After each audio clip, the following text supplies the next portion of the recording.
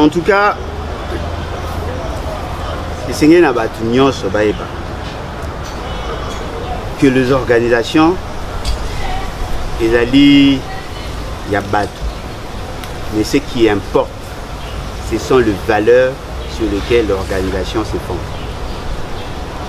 La Mouka, il y a deux dimensions.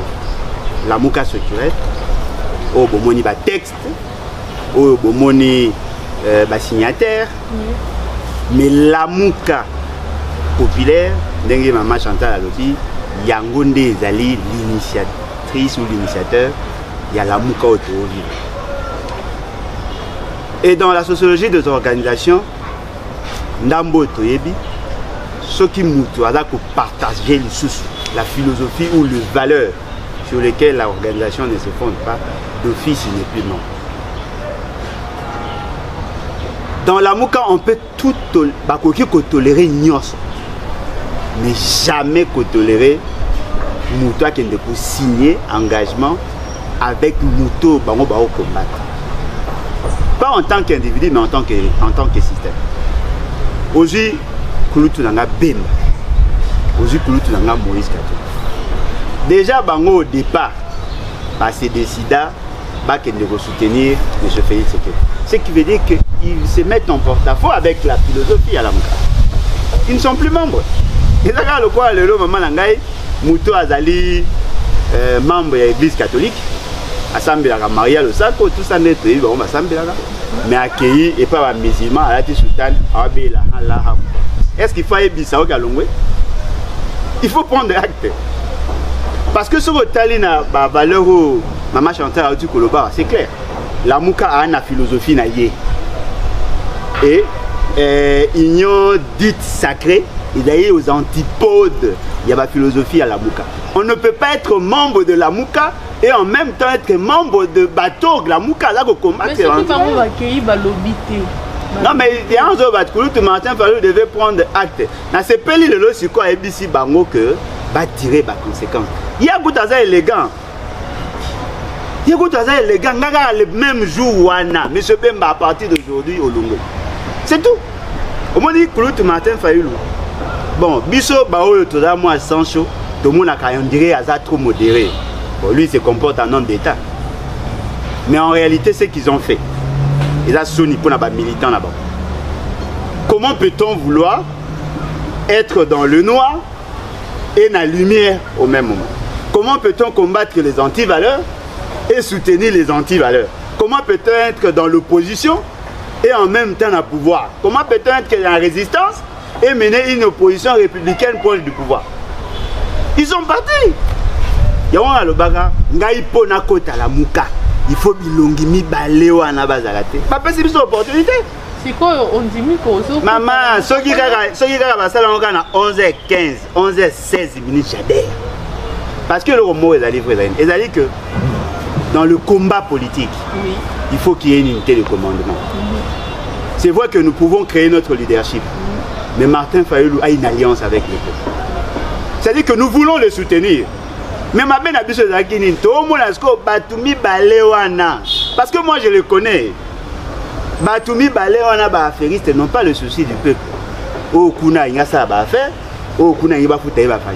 Et devant ces gens-là, la population ne va pas se retrouver. Est-ce que vous pouvez vous imaginer? Des gens qui ont choisi Fayoulou, qui ont battu campagne pour Fayoulou, qui ont dit clairement que Fayoulou était l'élu, qui ont reconnu que Félix Tshisekedi était la conséquence d'une forfaiture électorale. Aujourd'hui, qui ne connaît pas l'allégeance. Et pas, mais c'est Félix Tshisekedi. Mais quand on imagine, moi, je suis à Zarandumba, on va dire quoi? Tu es naïf?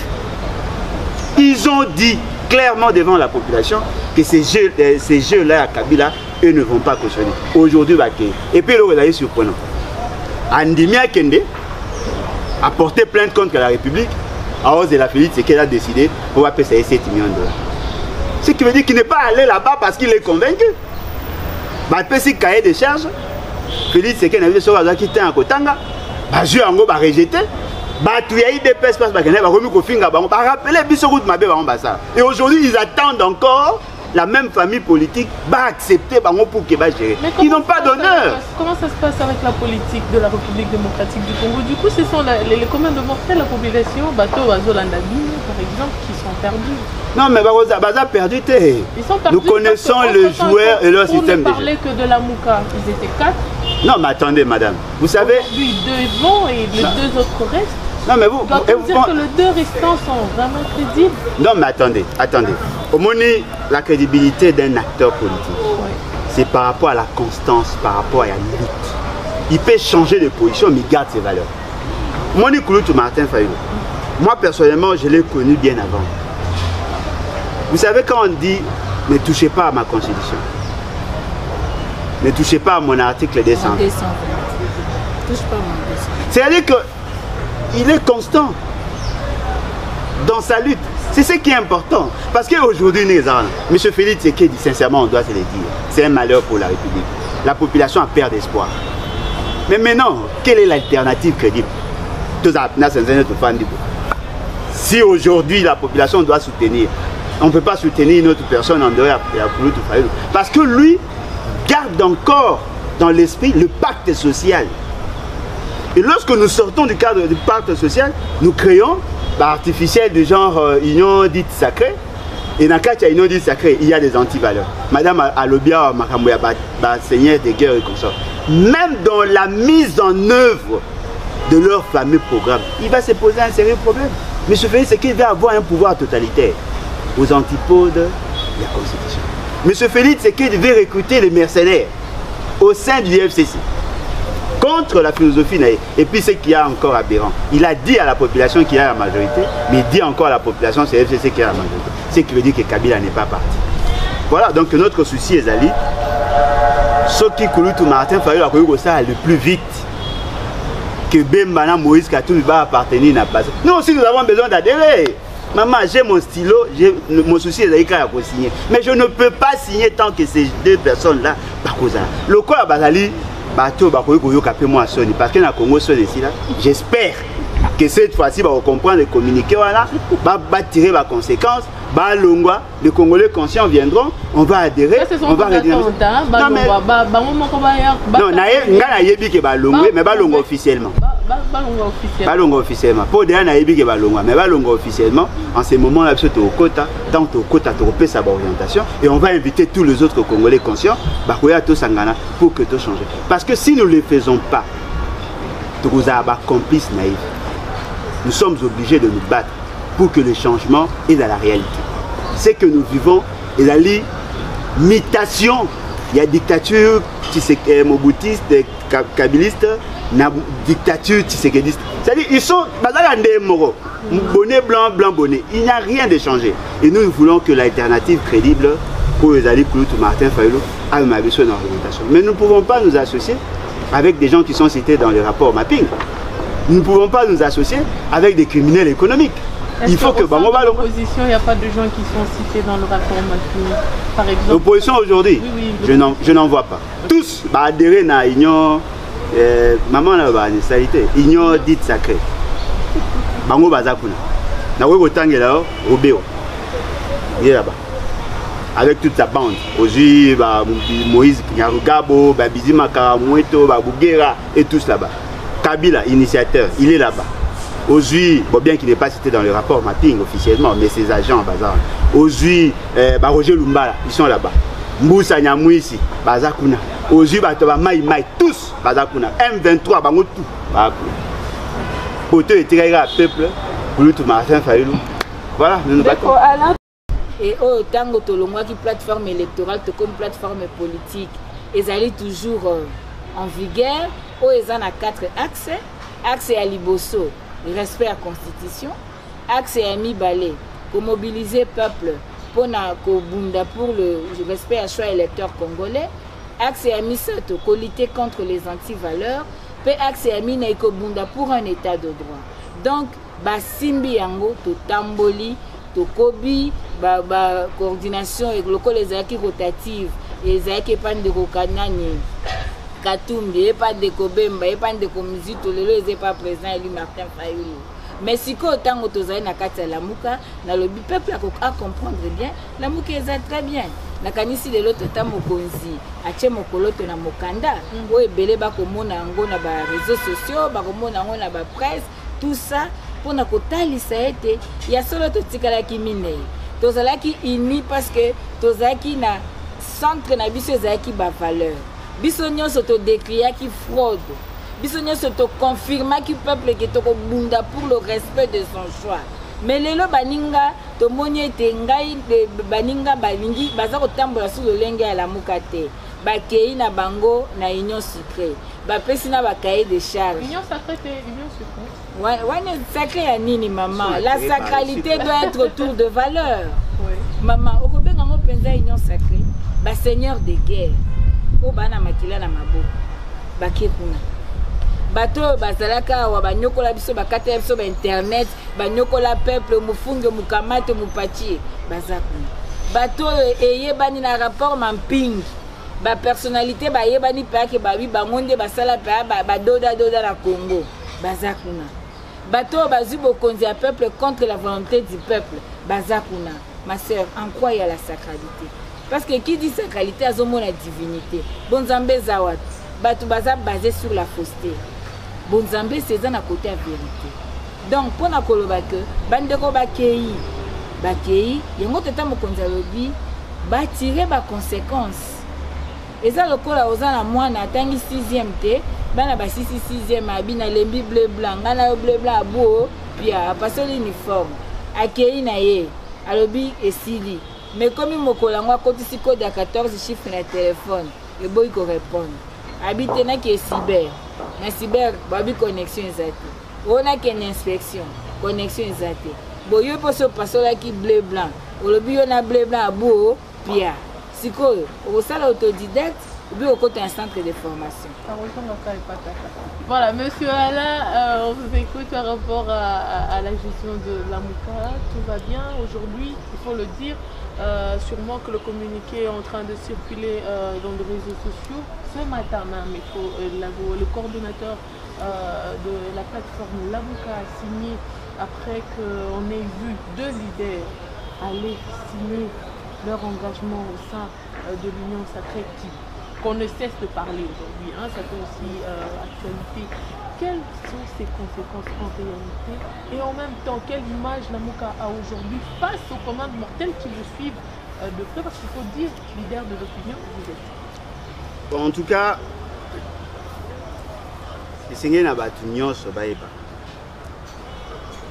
que les organisations, les alliés, il y a battu. Mais ce qui importe, ce sont les valeurs sur lesquelles l'organisation se fonde. La Lamuka, il y a 2 dimensions. La Lamuka structurelle, au bomoni ba texte, au bomoni ba signataire, mais la Lamuka populaire, dengue maman Chantal Alobi, Yangonde Ezali, l'initiatrice ou l'initiateur, il y a la Lamuka autour. Et dans la sociologie des organisations, Ndambo Toyebi, ceux qui moutent, partager la philosophie ou les valeurs sur lesquelles l'organisation ne se fonde pas, d'office il n'est plus non. Dans la Lamuka, on peut tout tolérer Nyos, mais jamais tolérer Moutoua qui ne peut signer engagement avec Mouto Bango Bao combattre. Pas en tant qu'individu, mais en tant que système. Aujourd'hui, Kouloutou Nanga Bemba. Aujourd'hui, Kouloutou Nanga Moïse Kato. Déjà, Bango au départ, c'est décida de soutenir M. Félix Tshisekedi. Ce qui veut dire qu'ils se mettent en porte-à-faux avec la philosophie à la Lamuka. Ils ne sont plus membres. Et là, le quoi, le maman Nangaï, Mouto Azali, membre de l'église catholique, Assemblée la Maria le Sacco, tout ça n'est pas Assemblée là. Mais accueilli et pas un musulman à la Sultan, est-ce qu'il faut aller Bissau Galongwe? Il faut prendre acte. Parce que sur le talina, la valeur où Maman Chantal du Koloba, c'est clair. La Lamuka a une philosophie naïe. Et union dite sacrée, il y a aux antipodes, il y a la philosophie à la Lamuka. On ne peut pas être membre de la Lamuka et en même temps être membre de bateau la Mouka là combattre. Mais ce qui va accueillir l'obité. Non mais il y a un jour tout Martin Fayulu devait prendre acte. Dans ce pays le lot sur quoi ABC bango que va tirer par conséquence. Il y a goût à élégant. Il y a goût à élégant. Le même jour wana monsieur Bemba à partir d'aujourd'hui au Lungu. C'est tout. Au moins dit que Martin Fayulu. Bon, biso bao tout ça moi sans chaud. Tout le monde a on dirait à trop modéré. Bon, lui se comporte en homme d'État. Mais en réalité c'est qu'ils ont fait. Et là, Sony pour les militants là-bas. Comment peut-on vouloir être dans le noir et dans la lumière au même moment? Comment peut-on combattre les anti-valeurs et soutenir les anti-valeurs? Comment peut-on être dans l'opposition et en même temps dans le pouvoir? Comment peut-on être dans la résistance et mener une opposition républicaine proche du pouvoir? Ils sont partis. Yawan Alobaga, Ngaipo Nakota la Mouka.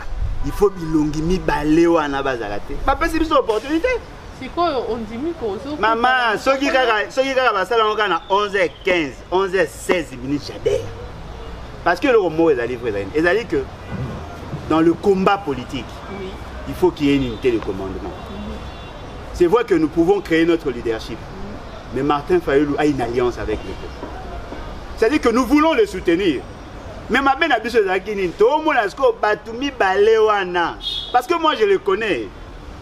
Batumi Balewana ba affairistes n'ont pas le souci du peuple. Oh kuna inga ça ba faire, oh kuna inga ba foutre ba facture. Et devant ces gens-là, la population ne va pas se retrouver. Est-ce que vous pouvez vous imaginer des gens qui ont choisi Fayulu, qui ont battu campagne pour Fayulu, qui ont dit clairement que Fayulu était l'élu, qui ont reconnu que Félix Tshisekedi était la conséquence d'une forfaiture électorale. Aujourd'hui, pas qu'il ne connaisse l'allégeance. Et pas M. Félix Tshisekedi. Mais quand on imagine, moi je suis à Zarandumba, on va dire quoi? Tu es naïf? Ils ont dit clairement devant la population que ces jeux-là à Kabila, eux ne vont pas cautionner. Aujourd'hui, et puis là, c'est surprenant. Andimia Kende a porté plainte contre la République à cause de la Félix Tshisekedi a décidé qu'on va payer 7 millions de dollars. Ce qui veut dire qu'il n'est pas allé là-bas parce qu'il est convaincu. Bah, si cahier de charges, Félix Tshisekedi a dit sur la qui était en Kotanga, bah, je en gros, rejeté. Bah, tu as eu des personnes qui ont remis au finger, bah, rappelé Bissorout Mabé, bah, et aujourd'hui, ils attendent encore la même famille politique va accepter pour qu'il va gérer. Ils n'ont pas d'honneur. Comment ça se passe avec la politique de la République démocratique du Congo? Du coup, ce sont les communs de mortels, la population, Bato, Azolandabine, par exemple, qui sont perdus. Non, mais Baza perdu. Ils sont perdus. Nous connaissons les joueurs et leur système de jeu. Pour ne parler que de la Mouka, ils étaient 4. Non, mais attendez, madame. Vous savez. Lui, 2 vont et les 2 autres restent. Non, mais vous. Doit-on dire que les 2 restants sont vraiment crédibles? Non, mais attendez. Au moins, la crédibilité d'un acteur politique, oui, c'est par rapport à la constance, par rapport à la lutte. Il peut changer de position, mais il garde ses valeurs. Moni Kouloutou Martin Fayulu, moi personnellement, je l'ai connu bien avant. Vous savez, quand on dit ne touchez pas à ma constitution, ne touchez pas à mon article 200. C'est-à-dire qu'il est constant dans sa lutte.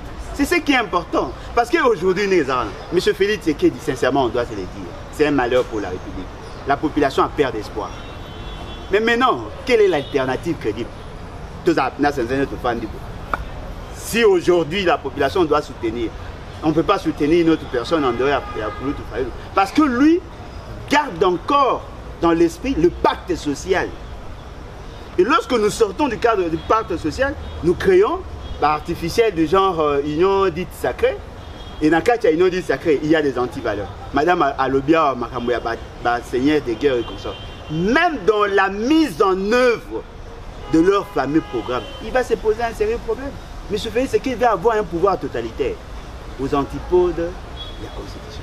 M. Félix Tshisekedi veut recruter les mercenaires au sein du FCC contre la philosophie naïve. Et puis ce qu'il y a encore aberrant, il a dit à la population qu'il y a la majorité, mais il dit encore à la population que c'est le FCC qui a la majorité. Ce qui veut dire que Kabila n'est pas parti. Voilà, donc notre souci est Ali. Ce qui Kouloutou Martin Fayulu a connu ça le plus vite que Bembana Moïse Katumbi va appartenir à la place. Nous aussi nous avons besoin d'adhérer. Maman, j'ai mon stylo, mon souci est d'aller signer. Mais je ne peux pas signer tant que ces deux personnes-là, le quoi, Bazali, bateau, moi Sony, parce que dans le Congo, Sony ici, j'espère que cette fois-ci, on va comprendre les communiqués, voilà, va tirer les conséquences.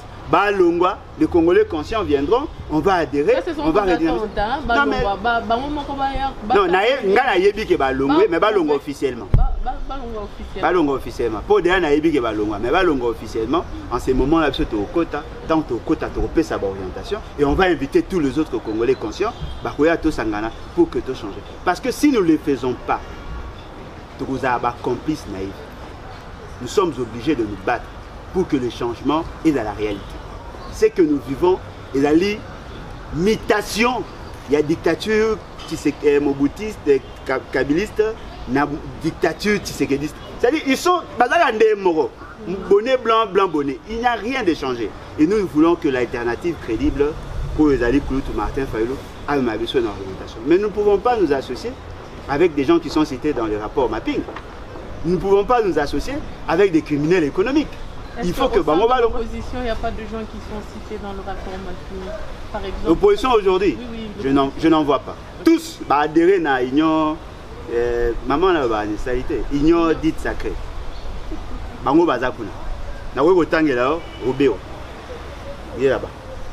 Avec toute sa bande. Aujourd'hui, Moïse Nyarugabo, Bizima Karamoueto, Bougera et tous là-bas.